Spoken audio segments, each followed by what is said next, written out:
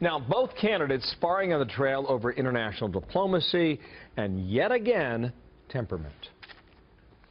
You know, Hillary likes to play tough with Russia. Putin looks at her and he laughs, okay? He laughs.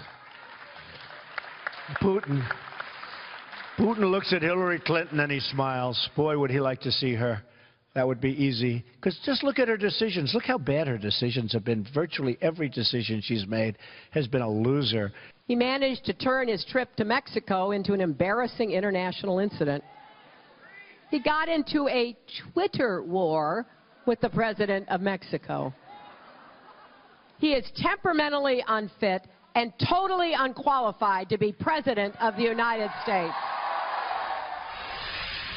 When you watch these two, the outlines of what we are likely to see in these debates are sort of starting to emerge, and it's getting quite interesting. Tucker Carlson joins me now, editor of the Daily Caller, co-host of Fox & Friends Weekend. Hi, Tucker. Great to have you here, and a contributor to us as well, of course. So today the big issue is national security. We saw, as I said, some of the outlines of that, and we do expect that Donald Trump's going to roll out a pretty robust spending plan for our military, and yet he also wants to cut bureaucratic costs.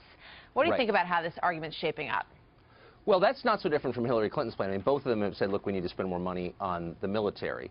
Trump is going to note today that a new NBC poll has him up almost 20 points, 19 points among veterans and active duty military. So that's something to brag about. If you break down the poll, though, you see that on the question of, for example, using nuclear weapons, he's losing by a couple of points to Hillary. This does point to the temperament matter, and it is of concern to voters. There's a Democratic super PAC that's pushing a Dr. Strangelove ad about Trump. You know, he's more likely to launch nuclear weapons against our enemies because he's crazy.